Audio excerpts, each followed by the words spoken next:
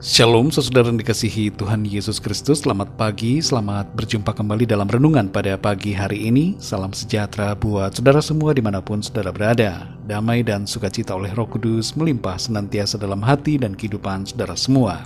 Sebelum kita mendengarkan renungan firman Tuhan, mari sama-sama kita berdoa.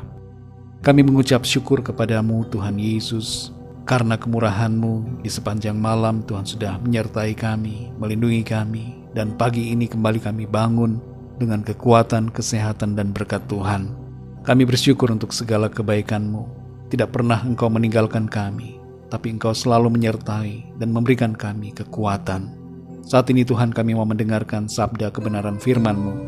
Urapilah setiap kami, berikan kami pengertian untuk kami dapat semakin mengenal Engkau dan mengerti akan kehendak-Mu. Terima kasih Tuhan, dalam nama Tuhan Yesus kami berdoa. Haleluya, amin. Saudara yang dikasih Tuhan, nats Alkitab kita pada saat ini terdapat dalam kitab Kejadian pasal 39.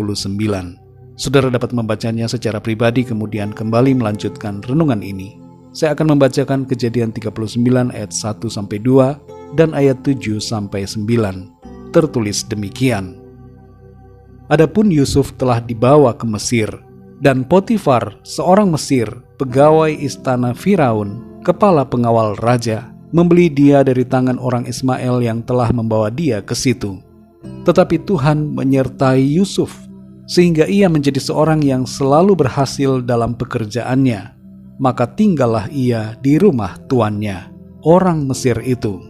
Ayat yang ke-7, selang beberapa waktu istri tuannya memandang Yusuf dengan berahi, lalu katanya, "Marilah tidur dengan aku."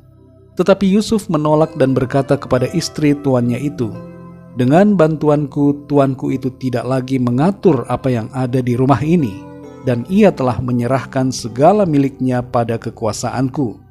Bahkan di rumah ini ia tidak lebih besar kuasanya daripadaku, dan tiada yang tidak diserahkannya kepadaku selain daripada engkau, sebab engkau istrinya.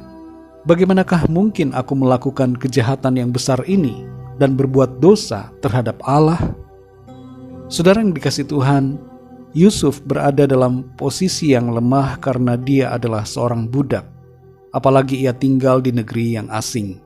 Ia tidak punya KTP, paspor, atau ID card. Yusuf tidak punya handphone dengan Facebook, WhatsApp, dan koneksi internet untuk menghubungi orang tuanya. Saat itu juga belum ada kantor pos, tiki, JNE, dan semacamnya. Ia terputus dari keluarganya sama sekali, dan tidak ada cara baginya untuk keluar dari situasi yang ada karena dia adalah seorang budak.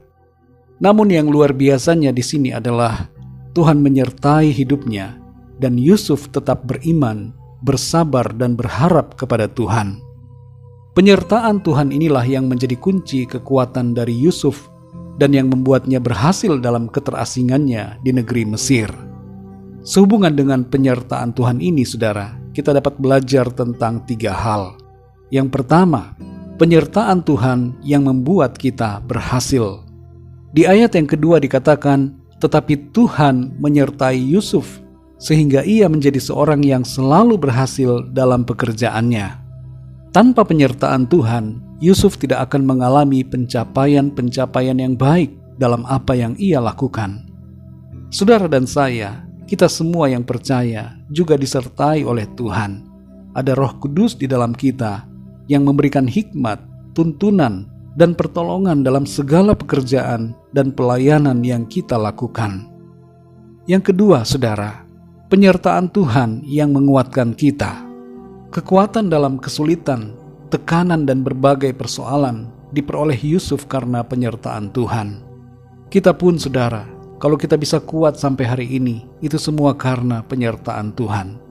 Meskipun ada situasi pandemi dan berbagai masalah yang terjadi, kita patut bersyukur karena Tuhanlah yang selalu memampukan dan menguatkan kita.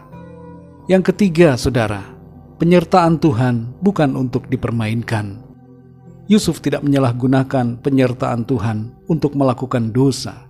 Sekalipun ada tawaran dan godaan untuk melakukan dosa, tapi itu ditolaknya. Walaupun ia masih muda, ia punya prinsip untuk menghargai penyertaan Tuhan dalam dirinya dan hidup dalam kebenaran. Saudara yang dikasih Tuhan, Dalam Yesaya 41 ayat 13 tertulis, "Sebab aku ini, Tuhan Allahmu, memegang tangan kananmu dan berkata kepadamu, janganlah takut, akulah yang menolong engkau." Saudara dan saya disertai oleh Tuhan. Tuhan memegang tangan kanan kita dan memberikan kita ketenangan, sukacita, dan keberanian. Jangan kita takut, saudara, menghadapi berbagai situasi yang ada. Jangan cemas ataupun khawatir, saudara, karena ada penyertaan Tuhan yang menguatkan kita untuk melewati semuanya. Mari kita berdoa, saudara. Bapa kami yang di surga, Bapa, di dalam nama Tuhan Yesus Kristus, kami mengucap syukur kepadamu Tuhan. Lewat kisah hidup Yusuf, kami boleh belajar akan adanya penyertaan Tuhan dalam kehidupan setiap kami, orang-orang yang percaya dan senantiasa mau bersandar kepadamu. Tolong kami Tuhan, supaya kami tetap kuat dalam menghadapi berbagai situasi yang ada. Kami sadari ya Tuhan, kekuatan yang kami dapatkan itu berasal dari Tuhan. Pencapaian-pencapaian yang kami raih, itu semua juga karena penyertaan Tuhan. Oleh karena itu kami bersyukur kepadamu. Ajar kami Tuhan, untuk kami tidak mempermainkan penyertaan-Mu yang begitu berharga. Tuntun kami ya Roh Kudus, sehingga kami tetap berada dalam jalan-jalan-Mu, tidak menyimpang kepada dosa, tapi hidup senantiasa dalam ketaatan kepada firman-Mu Tuhan. Terima kasih untuk firman-Mu yang telah mengajarkan kami pada hari ini, bahwa penyertaan-Mu Tuhan yang menguatkan kami dan menolong kami melewati semuanya. Pimpin kami ya Tuhan sepanjang hari ini dalam segala aktivitas kami. Berikan kami hikmat dan tuntunan-Mu Tuhan, supaya apa yang kami lakukan senantiasa berkenan di hadapan Tuhan dan memuliakan nama-Mu. Kami berdoa untuk setiap dari kami yang sedang dalam masalah, pergumulan, sakit penyakit, agar Tuhan Engkau menjamah setiap kami. Berikan kesembuhan, kesehatan, kekuatan yang sempurna daripada-Mu. Dan nyatakan pertolongan-Mu ya Tuhan, jalan keluar, mujizat-Mu yang ajaib atas setiap mereka. Kami percaya kami alami kemenangan karena Tuhan menyertai kami. Terima kasih Tuhan, dalam nama Tuhan Yesus kami berdoa. Haleluya. Mari sama-sama kita berdoa, doa Bapa kami. Bapa kami yang di sorga, dikuduskanlah nama-Mu, datanglah kerajaan-Mu, jadilah kehendak-Mu di bumi seperti di sorga.